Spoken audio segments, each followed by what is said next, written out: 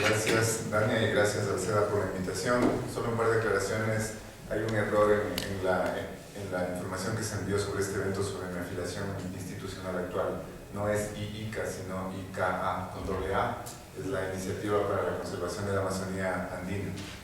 Y la otra cosa es que yo no creo que podamos hablar de expertos en cambio climático, y eso no es por un asunto de modestia, sino simplemente porque el ámbito de análisis y de trabajo en cambio climático es tan amplio y tan diverso que es imposible hablar de expertos en ese tema. Lo que sí es cierto es que hay especialidades que sirven para analizar el cambio climático, en los cuales hay mucha expertise y mucha gente con mucha capacidad. Pero bueno, esto simplemente como una antesala para indicar justamente que una de las primeras ideas que yo quiero plantear aquí es que probablemente el ámbito en el que se debería analizar el cambio climático para ordenar un poco las ideas, considerando nuevamente toda la diversidad de aspectos que se tienen que analizar, puede ser el concepto del desarrollo sustentable. Probablemente después de la cumbre de Río no es, digamos, el concepto más popular en este momento, y hay mucha gente que lo está todavía debatiendo. Sin embargo, el desarrollo sustentable, al tratar de integrar tres grandes sistemas, el ambiental, el económico y el social, me parece que ofrece un ámbito de análisis muy interesante y muy completo, si ustedes quieren. Y definitivamente espero poder mostrar en esta presentación que seguramente al integrar las ideas alrededor de los sistemas sociales, ambientales y económicos, es claro que el cambio climático es uno de los desafíos más grandes que enfrenta esta teoría de poder encontrar el balance entre esos tres sistemas. Vamos a ver entonces cómo me resulta la presentación con ese objetivo. Primero que nada, alguna información de contexto relevante. Eso que ustedes ven en la pantalla en este momento, la verdad es que no sé qué tan claro es y si pueden leer los números, pero más allá de eso es simplemente ilustrar de manera general la causa del cambio climático, la concentración de los gases de efecto invernadero en la atmósfera y cuál es la proporción de esos gases, cuál es la proporción de las emisiones. Porque es importante reflexionar sobre esto, y precisamente para dar respuesta a la pregunta de si estamos en un país postpetrolero, etc., pues es interesante notar que hay una relación muy directa entre un aspecto muy importante en el desarrollo de cualquier sociedad, y es la producción de energía. Si ustedes consideran todas las actividades que realizamos, pues todas están estrechamente vinculadas con la necesidad de una fuente de energía. Entonces, evidentemente, si es que esa producción de energía está vinculada a un proceso de emisión de gases de efecto invernadero, tenemos un problema. Tenemos un problema como sociedad global, si ustedes quieren. Ahora, esta no es la situación en todos los países, pero esos datos que ustedes ven ahí son los datos que el último reporte del IPCC propone para las emisiones a nivel global. Ahora, en este segundo gráfico, este es uno un poco más conocido. Este separa las emisiones de dióxido de carbono, y este se ha hecho más popular sobre todo, y de alguna manera es un poco más claro, ¿no? Entonces aquí lo que yo hice es, para simplificar un poco las cosas, mostrar cuáles son las cuatro fuentes más importantes, o cuáles son los cuatro sectores más importantes en cuanto a emisiones de gases de efecto invernadero, lo que significaría las prioridades para reducir emisiones. En primer lugar, como dije, está la fuente de energía. Entonces, eso nuevamente es una mala noticia para los procesos de desarrollo, ¿no es cierto?, si no tomamos acciones preventivas. Entonces, que tengamos las fuentes de energía como causa número uno de emisiones de gases de efecto invernadero, pensando en desarrollo, no es una muy buena noticia. La segunda fuente son los procesos industriales. Y ahí, claro, toda la discusión que existe sobre países en desarrollo y países desarrollados tiene sentido, porque, otra vez, mirando el panorama global, esta es la segunda fuente de emisiones más importante. Luego, la tercera fuente incluye, y ustedes en el gráfico ven ahí unido, el sector forestal y agricultura, porque actualmente el IPCC, que es el Panel Intergubernamental de Cambio Climático, el grupo de expertos que dan toda la ciencia de respaldo hacia el cambio climático, prefieren ver a este como un sector unificado, básicamente mirando al uso del suelo y a los cambios que se hacen en el uso del suelo y las emisiones asociadas a esos cambios. Entonces, hace sentido mirar a estas dos cosas en conjunto cuando estamos evaluando las causas y las emisiones de gases de efecto invernadero. Eso está en tercer lugar a nivel global, la agricultura y la silvicultura. Y finalmente tenemos en cuarto lugar el transporte. Nuevamente mirando al panorama general. En la siguiente gráfica la idea que quiero presentar básicamente es mostrar un poco e ilustrar cuál es la situación del Ecuador respecto de las emisiones a nivel global. Evidentemente, hablando de emisiones de gases de efecto invernadero, nosotros somos un país absolutamente marginal, es decir, nuestras emisiones en el contexto global son mínimas, son muy por abajo del promedio, muy por abajo del promedio de la región incluso. ¿Okay? Entonces, eso simplemente para mostrar, por ejemplo, en esta gráfica es claro que las emisiones de gases de efecto invernadero definitivamente tienen a Estados Unidos y a China entre los que tienen la mayor cantidad de esas emisiones. Y ahí, en los colores, desde los más oscuros hasta el verde claro, hay una gradiente. Entonces nosotros definitivamente estamos entre los países que menos gases emiten. Ahora, ya pasando directamente al Ecuador, ¿cómo el Ecuador debería enfrentar entonces el tema de la mitigación del cambio climático? Y obviamente asumiendo, no sé exactamente cuál es el background de toda la audiencia, pero asumiendo que cuando hablamos de mitigación del cambio climático, estamos hablando de la causa del cambio climático, estamos hablando de las emisiones de gases de efecto invernadero que causan el cambio climático. Entonces, trabajar en mitigación significa trabajar en reducir esas emisiones o limitar esas emisiones. En el Ecuador, la segunda comunicación nacional es un documento oficial enviado a Naciones Unidas como país parte de la Convención Marco de las Naciones Unidas. Bueno, explico, en este caso el Ecuador ha hecho su segunda comunicación nacional. Hay otros países como México que ya están en la quinta.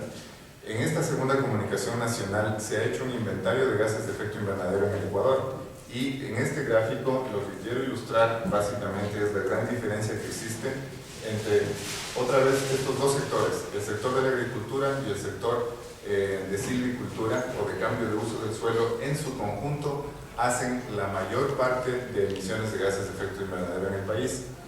Luego, no menos importante, están los procesos de producción de energía y procesos industriales. Están muy por debajo de los otros. Ahora, la calidad de información, la metodología que se usó para hacer este inventario obviamente puede ser mejorada. Sabemos que existen limitaciones de información en general, pero esta es una tendencia que no es única en el Ecuador. Es una tendencia general en la mayoría de países del desarrollo, especialmente tropicales. La agricultura combinada con los procesos silviculturales o de cambio de uso del suelo son la mayor fuente de emisiones de gases de efecto invernadero. Ahora, evidentemente, esto sugiere que esos son los sectores de atención prioritaria para países como el Ecuador. Trabajar alrededor de la reducción de emisiones en esos sectores. No se puede olvidar nuevamente, como dije, que la producción de energía, especialmente en un proceso de desarrollo, es importante y por lo tanto, por más que no sea en este momento una fuente grande de emisiones para el país, es necesario también considerar. Y sobre todo, teniendo en cuenta el potencial que tiene el país para producir energía limpia, es decir, producir energía sin causar emisiones de gases de efecto invernadero. Lamentablemente, en este momento, el Ecuador todavía usa al menos, no tengo la cifra exacta en este momento, pero al menos el 40% de la producción de energía que usa el Ecuador todavía es de fuentes no renovables, es decir, fuentes que de una u otra manera van a causar emisiones de gases de efecto invernadero. Considerando el potencial hidroeléctrico que tiene el país, pues evidentemente hay algo que se puede hacer y mejorar de manera significativa. A continuación, sin que eso sea una lista exhaustiva, ni mucho menos, son simplemente algunas ideas de cuáles son entonces los temas que podrían ser abordados en el país para trabajar en la reducción de emisiones. En el sector agrícola, como vimos, es una de las actividades importantes que causa emisiones, pues la innovación tecnológica puede ser un aspecto relevante. Es necesario reconocer que en los procesos agrícolas, ¿qué causa emisiones de gases de efecto invernadero? Y ahí lo que causa gases de efecto invernadero es especialmente el uso de fertilizantes y químicos y también algún tipo de cultivos, como en este caso los arrozales, que son comunes en el Ecuador y que pueden provocar emisiones de metano especialmente. Entonces, por ahí están las posibles alternativas. Entonces, innovación tecnológica para tratar de usar menos fertilizantes, el tema de una diversificación de productos, ojalá biocontrolado, justamente para limitar el uso de fertilizantes en los procesos agrícolas, y sistemas productivos integrales, en donde todo lo que sale de un proceso es usado en otro. Eso definitivamente es eficiente ambientalmente en general, pero para el caso de la reducción de emisiones es también útil pensar en esa combinación. No son sectores, digamos, o no es muy útil ver a los sectores de manera muy estricta, es decir, algunas soluciones que están planteadas aquí como sector agrícola pueden ser combinadas con otras cosas, como por ejemplo, justamente este tema de los sistemas integrales, el manejo de desechos de una granja, de una finca ganadera, puede ser asociada con el sector energético para la bioproducción o para la producción de energía, a través de, yo qué sé, por ejemplo, manejar diferentes sistemas de producción de biogás. Entonces esos sistemas integrales pueden ser otra vez una solución a través de diferentes sectores. Pero para seguir un poco con la lógica que usa el IPCC, que es mirar a las emisiones de gases de efecto invernadero por sector, en el sector forestal, que es la otra fuente importante de emisiones, pues evidentemente evitar deforestación es la solución simple. Sin embargo, es muy complicado trabajar en ese tema. Se han propuesto y existen mecanismos para compensar por deforestación evitada. En eso el Ecuador ha avanzado, tiene programas nacionales, está trabajando para acceder a programas internacionales. Esa es una opción que está disponible y para la cual el Ecuador tiene potencial. Tal vez otra cosa muy interesante también es promover que en la planificación a todas las escalas, nacional, regional, local, se incluya de manera más fuerte la conservación de ecosistemas nativos, justamente para evitar la transformación de uso. Ahí tenemos varias cosas, por ejemplo, la deforestación en ecosistemas como el Ecuador, como los ecuatorianos, especialmente el bosque húmedo tropical, causan muchas emisiones porque son ecosistemas que concentran gran cantidad de biomasa. Al transformarse, esta biomasa se convierte en gases de efecto invernadero. Pero el bosque húmedo tropical no es el único. Es el más conocido porque existe un mecanismo a nivel internacional que promueve esa práctica, pero en el Ecuador los ecosistemas como los páramos son también con reservorios muy grandes de carbono que podría eventualmente convertirse en emisiones como un mal manejo de esos ecosistemas. El cambio de uso en los páramos es una fuente simple de emisiones de gases de efecto invernadero también.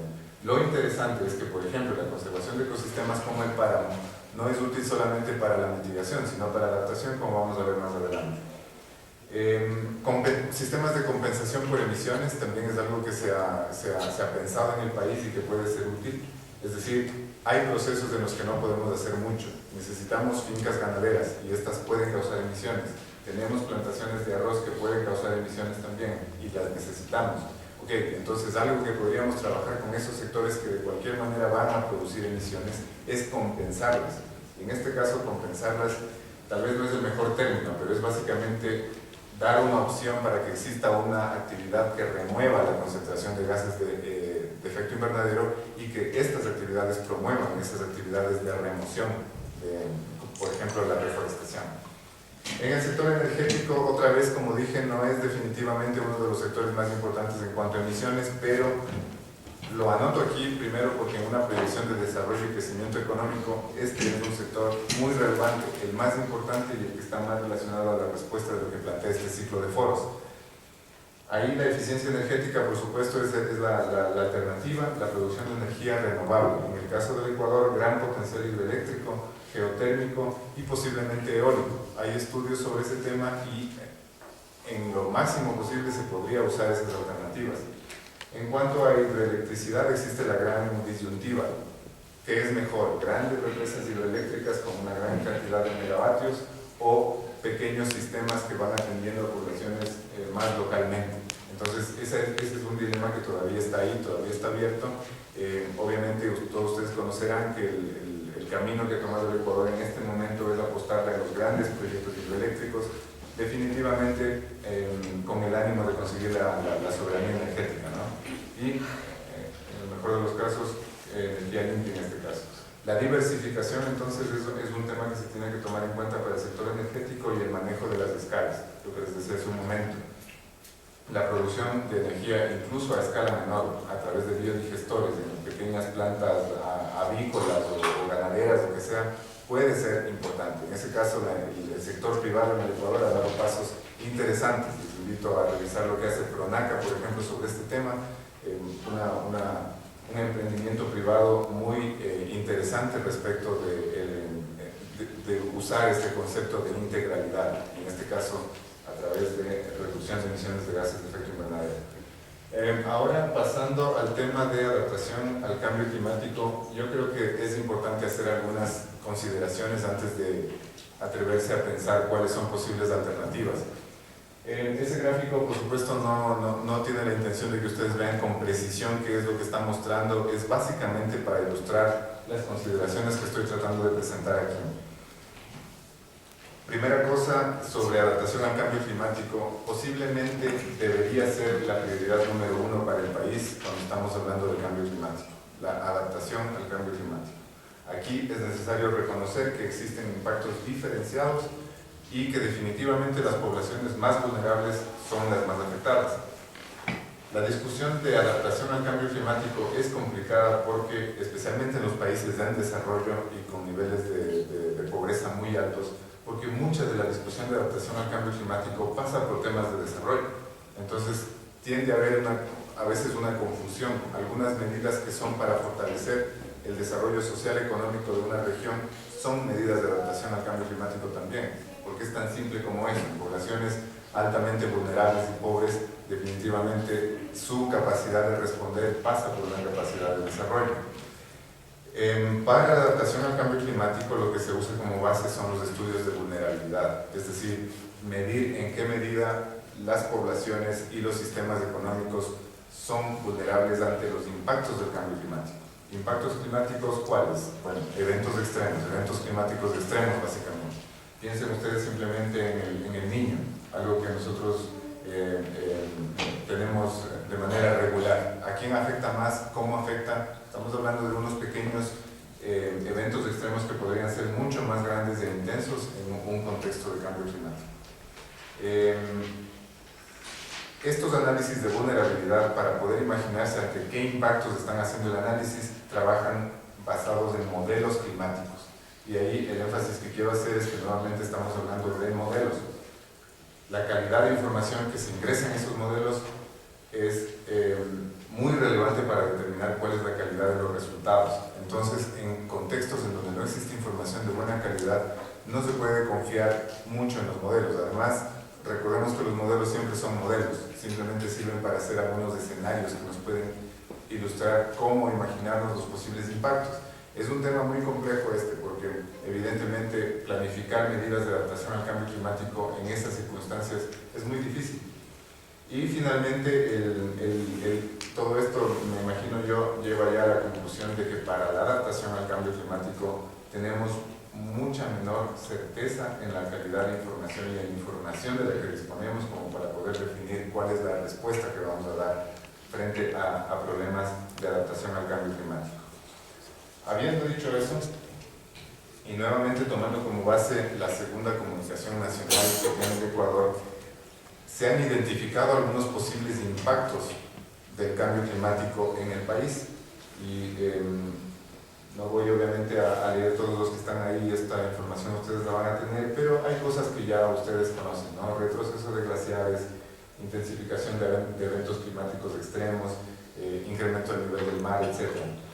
Sin embargo, es muy importante pensar en cómo estos puntos que están aquí, que pueden ser generales, es importante tener una idea de cómo esos impactos, cuál es la intensidad de esos impactos, cómo afecta al sistema nuevamente social, económico y ambiental. Entonces, para eso es que se usan los modelos y los análisis de vulnerabilidad para poder imaginar posibles respuestas. Esta es una de mis últimas diapositivas y aquí, antes de eso, esa fotografía de ahí simplemente es para ilustrar lo que, al menos en mi opinión muy personal, es la cosa número uno que cualquier planificador debería tener en cuenta al momento de evaluar los posibles impactos del cambio climático. Y es la relación bueno, tal vez la foto no dice mucho, a menos que algunos de ustedes ya se puedan estar imaginando y conocen bien cuál es el contexto de Quito. En este caso, yo no sé si es que a alguien se le ocurre lo que esa foto implica, pero básicamente lo que vemos ahí es un conglomerado humano grande, como Quito, además de un proceso de expansión y con proyección a una consolidación que ya va mucho más allá de los límites urbanos que conocemos hoy en Quito, y un ecosistema que está ahí atrás, al que no mucha gente le pone mucha atención o simplemente no está muy clara la relación entre el papel que juega ese ecosistema que está atrás y la ciudad que está en el frente.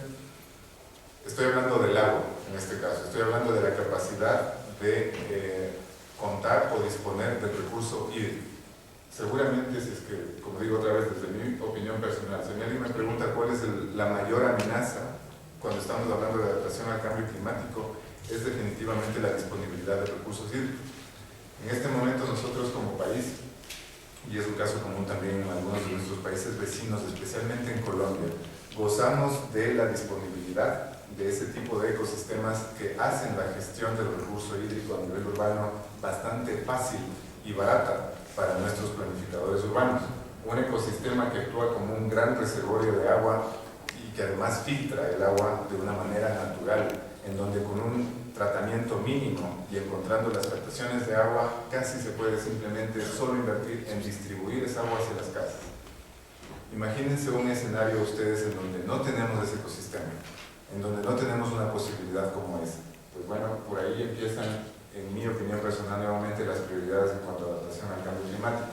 Lo primero, he anotado ahí los sistemas hídricos, ¿no? Tener la capacidad de poder conservar los ecosistemas que son en este momento relevantes para cumplir esa función, pero también otro tipo de sistemas que nos permitan almacenar agua y que nos permitan disponer y administrar agua sin que tengamos que depender de una manera muy grande de los efectos, de los impactos climáticos extremos, sequías prolongadas o mucha agua, ¿no? Mucha agua en muy poco espacio de tiempo o nada de agua en un espacio muy prolongado de tiempo.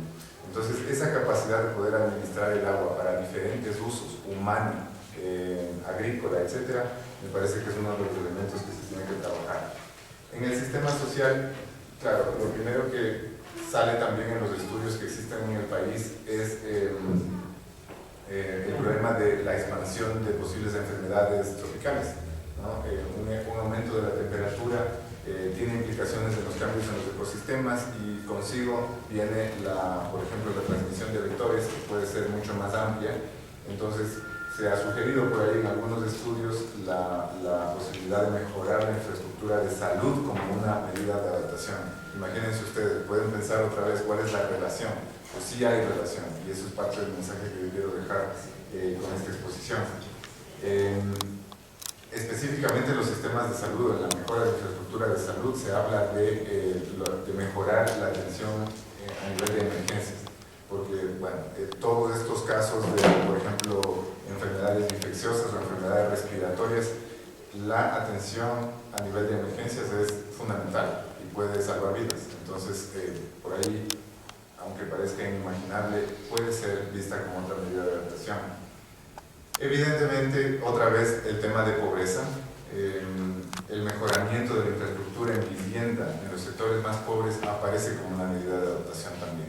Esto vinculado también con el hecho de incorporar criterios de adaptación en la planificación urbana. Los estudios y en la misma segunda comunicación nacional se dice que el 34% de la población del Ecuador vive en sitios de riesgo de remociones en masa, flujos de lodo, inundaciones, lo que ustedes quieran. 34% de la población. Eso frente a una pobre infraestructura evidentemente implica la pérdida de vidas humanas. En el sistema económico, pues sí, definitivamente la protección de la infraestructura es un tema fundamental. En este caso, el sistema vial, el sistema de comunicaciones, toda la infraestructura a lo largo de la línea costera, y la infraestructura de energía, ¿no? Si estamos hablando de grandes eventos climáticos en donde la capacidad de poder manejar y administrar el agua es importante, y si estamos hablando de una fuente de energía como las hidroeléctricas, pues eso también es un tema que se tiene que manejar. Tenemos en el tema de agricultura, uno puede analizar los sectores como la agricultura tanto desde la perspectiva de adaptación como de mitigación. En este caso, mirando a la La agricultura obviamente puede ser impactada también por este tipo de fenómenos. Entonces, definitivamente, algunas de las cosas que se están haciendo y se han propuesto para diferentes lugares como medida de adaptación es la investigación para diversificar la producción agrícola. Otra vez, imaginándonos mediante modelos cuáles son los posibles impactos climáticos que tengamos en nuestros ecosistemas y investigando, probando cuáles son especies que puedan tener mejor resistencia a esos impactos, ¿no? Y finalmente, en este caso, vale la pena resaltar nuevamente la producción de información. La producción de información, si para mitigación es relevante, para la adaptación es todavía mucho más importante. Como dije, aquí tenemos grandes déficits de información, eso no ocurre solamente en el Ecuador, es un tema común en muchos sitios. Entonces, la producción de información en varios ámbitos, en sistemas de alerta temprana, en los sistemas hidrometeorológicos, que son la base para producir los modelos, hace falta incluso investigación. El gran problema de los modelos climáticos en el Ecuador es que nosotros tenemos muchos microclimas y no existen modelos climáticos que puedan manejar una gran variedad de microclimas en espacios tan pequeños. Ese es lo lindo del Ecuador, es la dificultad que tienen los técnicos y los expertos para poder modelar lo que puede pasar con el clima ante eventos de elevación de la temperatura. Espero yo con esta última diapositiva haber logrado ilustrar que la razón por la que el cambio climático es uno de los mayores desafíos para el paradigma del desarrollo sustentable es precisamente porque no habla de las relaciones, ilustra cuáles son las relaciones entre el sistema económico, el ambiental y el social, y determina que son en esas relaciones en donde se tiene que trabajar en relación al cambio climático. Con eso dejo y obviamente podemos ampliar la discusión con preguntas. Gracias.